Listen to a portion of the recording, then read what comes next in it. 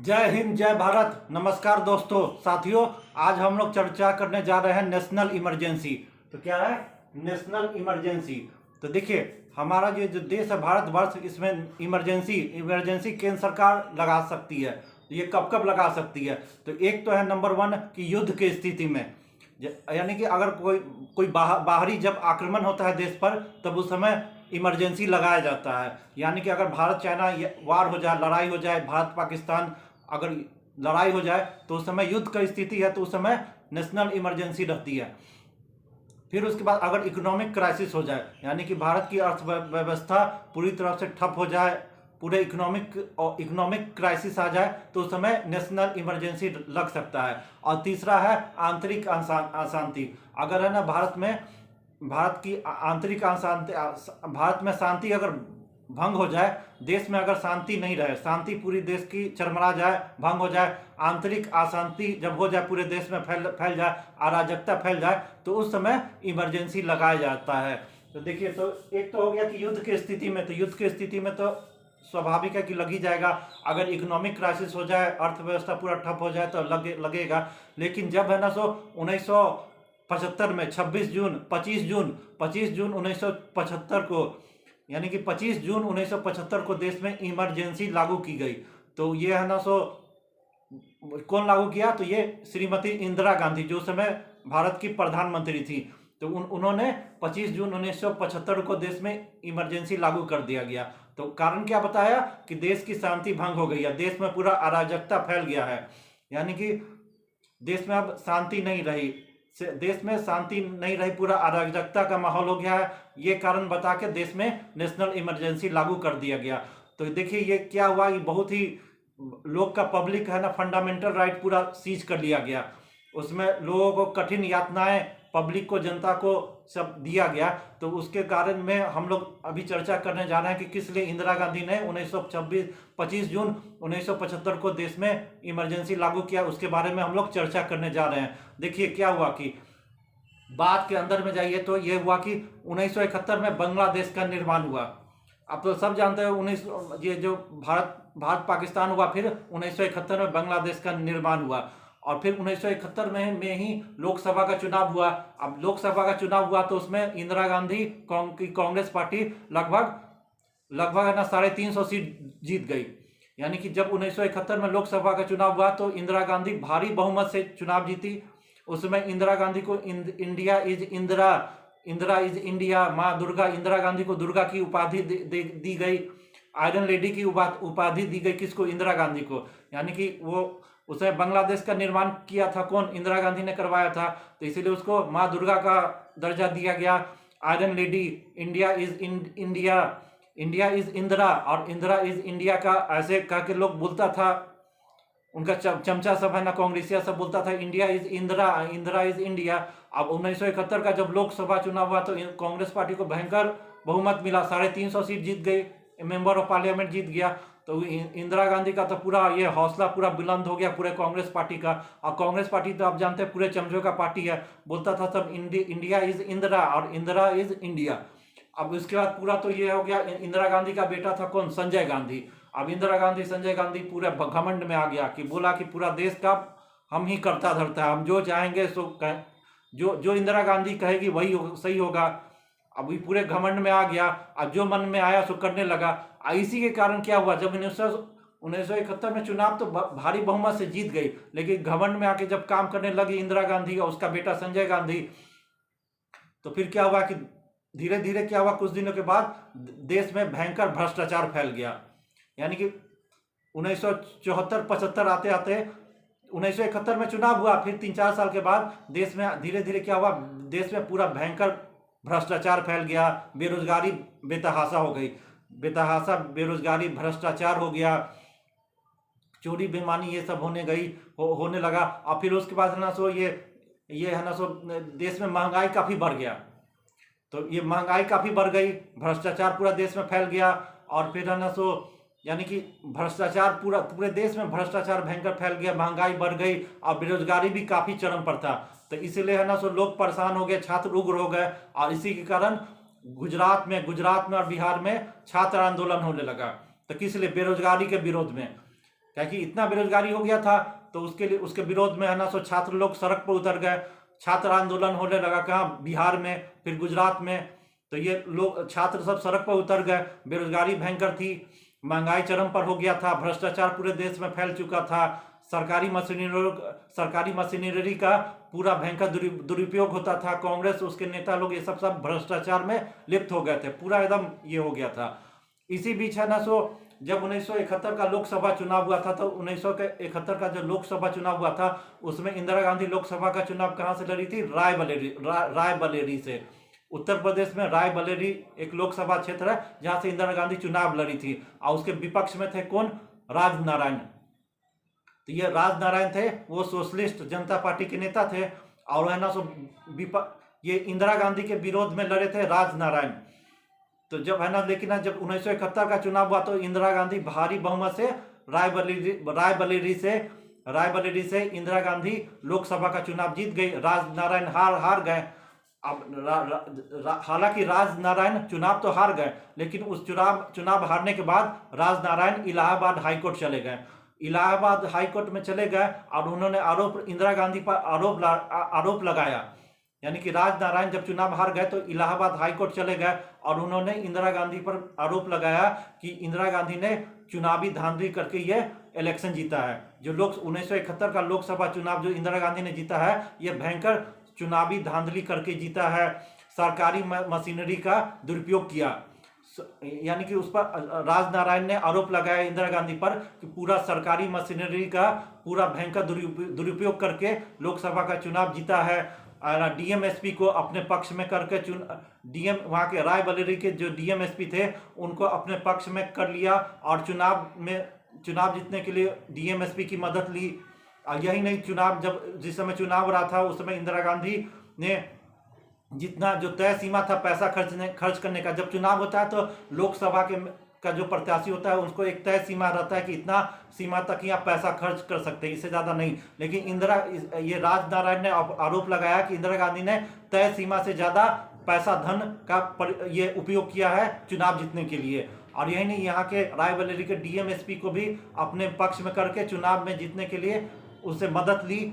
और है ना सो यही नहीं, चुनाव में शराब कंबल ये सब बांटा, यानी मतदाताओं को लुभाने के लिए इंदिरा गांधी ने शराब बंटवाया, कंबल बंटवाया, और है ना सो तय सीमा से ज़्यादा पैसा खर्च किया चुनाव में, डीएमएसपी को अपने पक्ष में करके चुनाव जीतने में डीएमएसपी की मदद ली। तो ये पूरा सरकारी मशीनरी का पूरा भयंकर दुरुपयोग किया, पैसा हद से ज़्यादा पैसा खर्च किया, सरकारी मशीनरी का दुरुपयोग किया, चुनावी धांधली किया। तो ये सब पूरा लेके राजनारायण हाईकोर्ट इलाहाबाद हाईकोर्ट में चले गए कि ये तो है ना सो इस चुनाव इंदिरा गांधी के चुनाव को अवैध ठहराया जाए। जब इसका वहाँ के इलाहाबाद हाईकोर्ट के जज थे उस समय जस्टिस जगमोहन लाल सिन्हा। तो ये जो जगमोहन लाल सिन्हा है वो इलाहाबाद हाई कोर्ट के उस समय जज थे।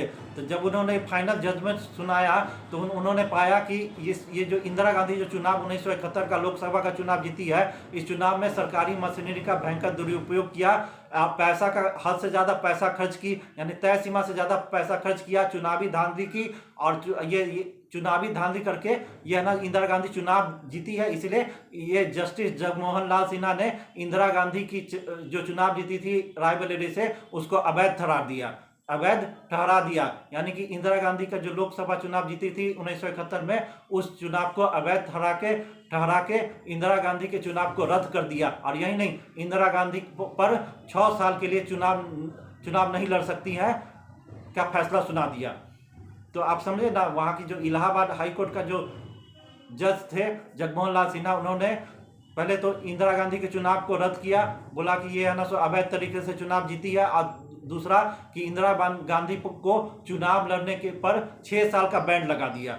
आप सोच सकते हैं कि 6 साल का इंदिरा गांधी पर चुनाव लड़ने का बैन लगा दिया, और है ना सो उसका चुनाव भी रद्द कर दिया। अब इंदिरा गांधी देश की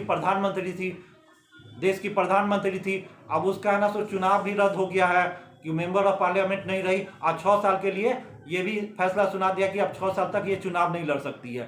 तो इस स्थिति, अब ऐसा स्थिति हो गया कि इस स्थिति में इंदिरा गांधी को प्रधानमंत्री पद पर बनी नहीं रह सकती थी, उसको इंदिरा गांधी प्रधानमंत्री के पद से उसको इस्तीफा देना पड़ सकता था।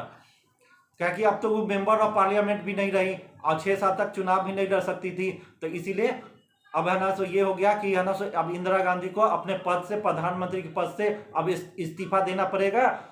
क्या कि अब तो मेंबर ऑफ पार्लियामेंट भी नहीं रही और 6 साल तक चुनाव भी नहीं लड़ सकती। इसीलिए अब ये हो गया कि अब इंदिरा गांधी को अब तो प्रधानमंत्री के पद से इस्तीफा देना पड़ेगा। तो ये हो गया कि इस्तीफा देना पड़ेगा। अब पूरा विपक्ष भिड़ गया, पूरा विपक्ष भी था, तब ये पूरा विपक्ष भी इंदिरा गांधी को नैतिकता के आधार पर इस्तीफा मांगने लगा कि तो चुनाव में धांधली की है, 6 साल के लिए इसका चुनाव भी नहीं लड़ सकती। इसलिए पूरा विपक्ष मांग करने लगा कि Indira Gandhi on the moral ground, नैतिकता के आधार पर अपना इस्तीफा दे दे। तो ये है ना, इंदिरा गांधी को अब ये हो गया कि अब हमको इस्तीफा देना पड़ेगा। तो इंदिरा गांधी ने अपने प्रधानमंत्री आवास में एक मीटिंग बुलाई, कांग्रेस के जितने भी मंत्री सबकी मीटिंग बुलाई, नेता की मीटिंग बुलाई, इस पर चर्चा की। तो जब चर्चा हुआ तो फिर बाद में अंतिम में फैसला हुआ कि ये जो इलाहाबाद हाई कोर्ट जो वर्डिक्ट दिया है, फैसला दिया है कि इंदिरा गांधी का निर्वाचन रद्द हो गया है, 6 साल तक चुनाव नहीं लड़ सकती, इसके खिलाफ सुप्रीम कोर्ट में जाएगी जाने के लिए। तो फैसला हुआ कि इंदिरा गांधी जो इलाहाबाद हाई कोर्ट का जो फैसला आया है उसके विरोध में सुप्रीम कोर्ट जाएगी। तो इसलिए इंदिरा गांधी सुप्रीम कोर्ट गई। अब सुप्रीम कोर्ट में जब है ना सुनवाई हुआ तो फिर सुप्रीम कोर्ट जो फैसला आया उसमें ये सुप्रीम कोर्ट बोला कि हम है ना इलाहाबाद का जो हाई कोर्ट का जो फैसला आया है उस पर हम पूरा रोक नहीं लगाएंगे। यानी कि सुप्रीम कोर्ट ऑफ इंडिया ने, जब इंदिरा गांधी सुप्रीम कोर्ट में गई तो है ना सुप्रीम कोर्ट ने जो वर्डिक्ट दिया उसमें यह बोला कि जो इलाहाबाद हाई कोर्ट जो अपना फैसला सुनाया है उस पर हम रोक नहीं लगाएंगे, हालांकि वो इंदिरा गांधी भारत की प्रधानमंत्री बनी रहेंगी। तो ये हो गया कि है ना सो सुप्रीम कोर्ट का फैसला ये आया कि है ना सो हम इलाहाबाद के जो फैसला है, कोर्ट का जो फैसला उस पर पूर्णतः रोक नहीं लगाएंगे। और लेकिन अभी तक तत्काल इंदिरा गांधी भारत की प्रधानमंत्री बनी रह सकती है, लेकिन शर्त ये एक है कि जो है ना सो एज ए सांसद अगर पार्लियामेंट में कोई वोटिंग होगा तो वोटिंग में श्रीमती इंदिरा गांधी हिस्सा नहीं ले सकती है। तो आप समझ गए कि सुप्रीम कोर्ट का क्या जजमेंट आया कि Indira Gandhi as a member of parliament, एक सांसद के तौर पर, सांसद में अगर कोई वोटिंग होगा पार्लियामेंट में तो उसमें हिस्सा नहीं ले सकती है। प्रधानमंत्री तो बनी रह सकती है लेकिन वोटिंग में हिस्सा नहीं ले सकती है। और सुप्रीम कोर्ट ने इलाहाबाद हाई कोर्ट का जो फैसला आया था, वर्डिक्ट आया था, उस पर रोक नहीं लगाया। अब रोक नहीं लगाया तो इसके बाद क्या हुआ कि है ना सो पूरा विपक्ष है ना so on the moral ground, नैतिकता के आधार पर इंदिरा गांधी से इस्तीफा मांगने लगा। अब हर जगह धरना प्रदर्शन होने लगा। पूरे देश में भ्रष्टाचार का माहौल था ही, बेरोजगारी था ही, महंगाई था ही, छात्र लोग सड़क पर उतर गया। अब पूरा छात्र आंदोलन हो गया, बिहार में हो गया, गुजरात में हो गया। छात्रों के नेता थे जयप्रकाश नारायण, फिर पब्लिक ये सब जनता सब धरना में उतर गई। फिर है ना सो वही जयप्रकाश नारायण, अटल बिहारी वाजपेयी, लाल कृष्ण आडवाणी, जॉर्ज फर्नांडिस, फिर है ना सो ये मोनार्जी देसाई, उसके बाद जगजीवन राम, उसके बाद है ना चौधरी चरण सिंह, बीजू पटनायक, यानी कि देश के उस समय विपक्ष के जो भी बड़े बड़े नेता थे सब है ना सड़क पर उतर के ये है ना सो इंदिरा गांधी से इस्तीफा की मांग करने लगे। उस साथ में पब्लिक जनता भी उतर गई कि इतना भ्रष्टाचार हो गया, ये अवैध है, इंदिरा गांधी का निर्वाचन तो अवैध है, अब उसको तो इस्तीफा देना चाहिए। अब ये जब अड़ गया तो इसी तरह है ना दिल्ली में एक बहुत बड़ा जनसभा हुआ रामलीला मैदान में एक बहुत ही बड़ा जनसंख्या हुआ, ये जनसभा हुआ। और जनसभा को कौन संबोधित किए? जयप्रकाश नारायण ने जनसभा को संबोधित किया और उन्होंने जनसभा को संबोधित करते हुए बोला कि सिंहासन खाली करो, यानी कि दिनकर जी की कविता से जनसभा को संबोधित किया रामलीला मैदान में। और इंदिरा गांधी के बोला कि इसको कुर्सी से उतार के फेंक दो। और उन्होंने आह्वान किया सिंहासन खाली करो कि जनता आती है। और इस तरह सभी विपक्ष के नेता जैसे जॉर्ज फर्नांडिस हुआ, फिर है ना सो ये चौधरी चरण सिंह हुए, बीजू पटनायक, मोरारजी देसाई, अटल बिहारी वाजपेयी, जॉर्ज फर्नांडिस, जयप्रकाश नारायण, यानी कि देश के जितने विपक्ष के बड़े बड़े नेता थे सब एकजुट होकर इंदिरा गांधी से है ना ये है ना बोल दिए कि है ना तुम इस्तीफा दो, भ्रष्टाचारी इंदिरा गांधी इस्तीफा दो। इस्तीफा दो और चुनाव लड़ो। अब जो रामलीला मैदान में जयप्रकाश नारायण का जो जनसभा हुआ था, उसमें भयंकर भीड़ जुट गया, भारी भीड़ जुट गया, और उसमें इतना भीड़ आया कि उसको देख के है ना तो इंदिरा गांधी भयभीत हो गई कि अब तो पब्लिक लोग भी, जनता लोग भी सड़क पर उतर गया, छात्र लोग भी सड़क पर उतर गया है, हमको सब भ्रष्टाचारी कर रहा है, अगर अभी चुनाव हुआ तो हम तो बुरी तरह हार जाएंगे। अब बुरी तरह हार जाएंगे अब पूरा, तो इसीलिए जब देख ली कि पूरा माहौल मेरे खराब है, हमको इस्तीफा भी देना पड़ेगा, अगर चुनाव अगर हो गया तो हम पूरा बुरी तरह हार जाएंगे, पूरा जनता हमारे खिलाफ है। तो इस तरह इसीलिए जब देखी कि हर तरह से हम पूरे घिरे में हैं, तो उसने इंदिरा गांधी ने 25 जून को रात में है ना भारत में इमरजेंसी घोषित कर दिया। तो इंदिरा गांधी ने 25 जून 1975 को पूरे देश में नेशनल इमरजेंसी लागू कर दिया। और इसका है ना आरोप, ये आरोप लगाया कि देश में शांति भंग हो गई है। यानी कि इंदिरा गांधी ने इमरजेंसी लागू करने के पक्ष में अपना ये दलील दिया कि देश की पूरी शांति भंग हो गई है, देश में अराजकता की स्थिति हो गई है, देश में आंतरिक शांति अब नहीं रही, पूरे देश में अराजकता का माहौल हो गया है, शांति भंग हो गई है। ये आरोप लगा के देश में नेशनल इमरजेंसी लागू कर दिया गया। अब नेशनल इमरजेंसी लागू करने के बाद इंदिरा गांधी क्या की कि विपक्ष के जितना भी नेता है सबको जेल में ठूस दिया। अब जयप्रकाश नारायण को जेल में जाके ठूस दिया, अटल बिहारी वाजपेयी को जेल में ठूस दिया, जॉर्ज फर्नांडिस को, लाल कृष्ण आडवाणी को, चौधरी चरण सिंह को, मोरारजी देसाई को, जगजीवन राम साहब को जेल में जाके विपक्षी जितने बड़ा नेता सबको जेल में ठूस दिया गया। यानी कि जितने भी विपक्षी नेता थे उनके परिवार वालों को भी काफी प्रताड़ना दी गई, सेंसरशिप लगा दिया गया। तो है ना सो न्यूज़पेपर छपने पर रोक लगा दिया गया, रेडियो पर भी सेंसरशिप लगा दिया गया। अब रेडियो से आप कोई न्यूज़ नहीं सुन सकते हैं, पूरे अखबार पर भी सेंसरशिप लगा दिया गया। और उसका जितने भी पत्रकारों हैं, जितने भी बड़े बड़े पत्रकार हैं, प्रेस है, मीडिया पर बैंड लगा दिया गया, पत्रकारों को भी है ना गिरफ्तार करके जेल में ठूस दिया गया। और है ना सो जब न्यूज़पेपर में अगर कोई कुछ है ना खबर छपता था वो भी तो इंदिरा गांधी के पक्ष में ही, यानी जितने भी अखबार में अगर कोई भी न्यूज़पेपर समाचार छपता था तो सिर्फ इंदिरा गांधी के पक्ष में छपता था, संजय गांधी के पक्ष में छपता था, यानी कि संजय गांधी के पक्ष में ही पूरा न्यूज छपता था।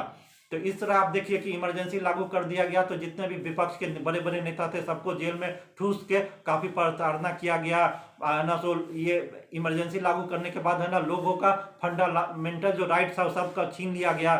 यानी कि एक डेमोक्रेसी में जो पब्लिक जनता को जो भी राइट होता है सबको छीन लिया गया, इंदिरा गांधी ने लोगों से छीन लिया गया। लोग कहीं पर इकट्ठा नहीं हो सकते हैं, प्रोसेसन नहीं कर सकते हैं, जुलूस नहीं निकाल सकते हैं, इस सब पर बैन लगा दिया गया। काफी प्रताड़ना लोग को दिया गया और नेता लोग को भी, विपक्ष के नेता को काफी प्रताड़ित किया गया।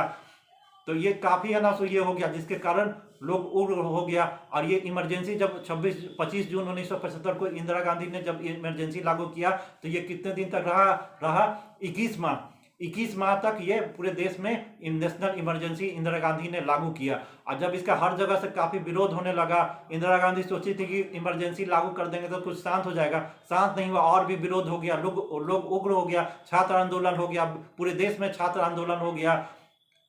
छात्र आंदोलन से बड़े बड़े नेता निकले, जैसे लालू प्रसाद यादव जो है ना इसी छात्र आंदोलन से निकले, नीतीश कुमार बिहार के मुख्यमंत्री हैं, रामविलास पासवान, मुलायम सिंह यादव, तो ये सब जितने भी नेता हुए ये सब क्या सब छात्र आंदोलन से ही निकले हैं। अभी जो देश में बड़े बड़े पद पर हैं, अरुण जेटली हुए, तो ये सब जितने भी नेता ये सब क्या है छात्र आंदोलन से ही निकले हैं। सुषमा स्वराज ये सब तो जेपी के छात्र आंदोलन से ही निकले, जो आज इतने बड़े पद पर बैठे हुए हैं। तो इस तरह से पूरे देश में जब नेशनल इमरजेंसी इंदिरा गांधी हो गई तो छात्र आंदोलन हो गया, छात्र लोग पब्लिक पर उतर गया, विरोध करने लगा।